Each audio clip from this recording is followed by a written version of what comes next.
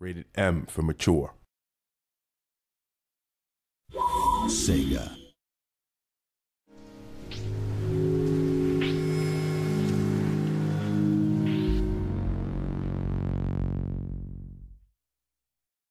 The original Golden Axe, it was just kind of like, it was 1989, I guess. I was just finishing high school, and this game just kind of really fit the time for me. I used to get on my little bicycle, and I used to ride 6 miles down to the seaside in the north of England just to play arcade games. Golden Axe was #1 on the list. I pumped quarter after quarter, dollar after dollar, my entire month's allowance on trying to beat this game. It hinted at this really amazing world and fully fleshed out worlds that at the time not many games were able to create. It stood the test of time in terms of its theme and its unique look.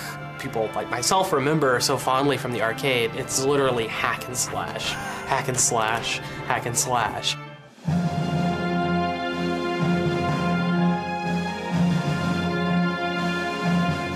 In an ancient world, a barbarian hero, a Viking dwarf, and an Amazonian warrior set out on a mission to save their king and queen from the evil Death Adder.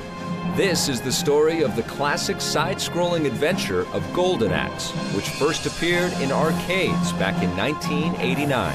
Created by Makoto Uchida, the game would become one of Sega's most popular and beloved franchises. The team was very small, almost 2 programmers and 2 artists and 1 planner and 1 sound, just only 5 or 6 around that. A small team, and we made that by the 12 months. I really love the movie, any kind of movie, but the most favorite is the action movie. And I really loved Arnold Schwarzenegger's Conan. When I saw that, I really want to make a same as that kind of movie thing in the video game, especially the arcade video game, because I was really fan of the arcade. The first time I went to college, I dropped out because there was a really good arcade at the mall just past my campus. And too many mornings I would just drive right past the campus and go to the arcade and play Golden Axe. And it's one of those games where you just sit there and keep feeding it quarters until you beat it. I spent way too many quarters on that game, but Golden Axe always just seemed something special because I liked the medieval world more than anything else. The arcade game is the 3 minutes game. Within 3 minutes, we have to give player as much as possible fun things. Without that, they just stop to play after 3 minutes and never play it again. The pacing of it, I think, works so well. It goes from like one encounter to the next, one battle to the next, and the game's music is really good, really catchy. I think anyone who's played it can still do the tune for you. The basic concept design for one of my artists, he drew the great background and also character, and at that time, he is right on one of the beasts in the Alter Beast. So when I saw that was a great idea, so I just put that into the video game. I think that part of what it did right was the beasts. I really liked being able to jump on top of something and just feeling like, okay, that's it, I own you, that's it. Like, I'm on a purple chicken, you cannot touch me. I know people keep saying beast, beast, beast, but it is actually very cool. Hands down, it's the beasts. I think it's what keeps this game separate from a lot of other games. I couldn't get enough of riding those beasts and was always a little bit upset when I got thrown off.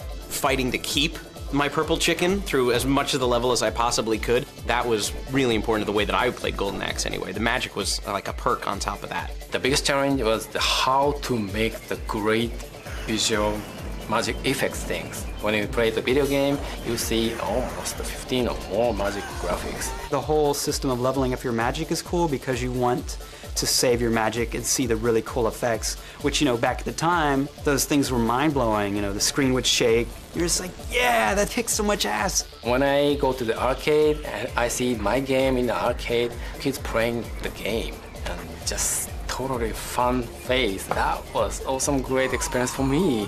And I thought, I never stopped to make the video game. The introduction of the Sega Genesis in 1988 ushered in a new era for Sega, establishing the game maker in the Japanese home console arena. But with the system set to launch a year later in North America, Sega needed a killer application to cement their presence across the Pacific. To this end, Sega turned to their arcade success and the easy-to-play yet difficult-to-master experience of Makoto Uchida's Golden Axe. Expanding on the beat-em-up genre with the introduction of hack-and-slash gameplay, Golden Axe quickly became the game for owners of the Sega Genesis and firmly established Sega as a major player in the video game realm. It was really the first time on a console you were able to play what you were also able to play in the arcades. And if you think about it, I mean, now people play the consoles, there's no question that it's the top-notch graphical quality. But for a long time, there was this huge gap between what you'd go to the arcade to play. And to be able to come home and play on your Genesis this game that was so similar to what you were playing in the arcade was really amazing. When Golden Axe came out for Genesis, I was like, oh, I can save all my quarters. And then I didn't. I wound up playing it in both places anyway. I showed that to my parents, and parents was really surprised. They didn't know the game itself, and also they didn't know what kind of game I made. Inevitably, the success of Golden Axe led to the creation of several sequels and spin-offs. However, none of the games were able to capture the glory of their predecessor. The other ones, no, I didn't really play. I remember Golden Axe 2. I'd always heard that, you know, Golden Axe, the first one, was the best. My experience of the sequel is only Golden Axe, The Revenge of the Saga. The other Golden Axes are actually not mine. After a lengthy absence, Golden Axe re-emerged on the scene in 2006 alongside Golden Axe 2 and 3 as part of the featured compilation with the Sega Genesis collection.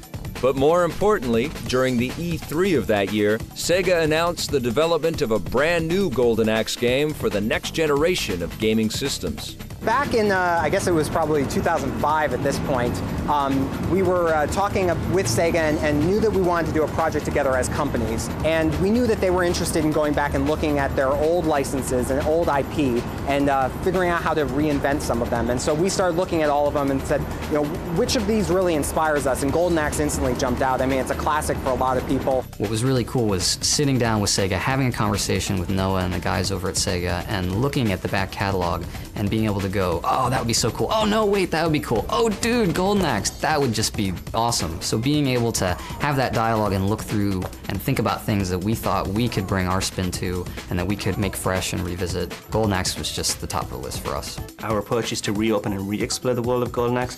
We can't make a copy. The game's 20 years old. It's a side-scroller. Sure, there's a jump to 3D, but really more so than that, it's a reimagination, if you will, where we kind of dissect the old Golden Axe game and then really pull out the legacy content that's really special, then we build and explore that in more detail in our game.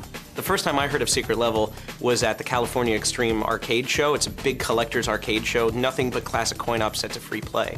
These guys know old school stuff, they know the retro stuff, they know where our whole industry has come from. So to find out that they're rebuilding a classic franchise, I'm thinking, well, at least I know they've got the cred for it. You know, I know that they're out here as gamers enjoying the old stuff, but they're also studying the old stuff as students. I'm very impressed with them, you know. They have a lot of passion and enthusiasm. I think it's pretty clear that everyone here is taking the game seriously. It's good to know, and just from talking to some of the folks that did it that also grew up on Golden Axe, it seems that they know what things about that series that made it such a legend in the arcade. So it seems like, you know, they have the right approach. They're really dedicated to making sure that the final product is really something special, rather than just Sega partnering with a company that would put out a really basic 3D-ified version of Golden Axe. They're actually willing to go out on a limb and say, okay, we're going to go with this very bold, big adventure game now.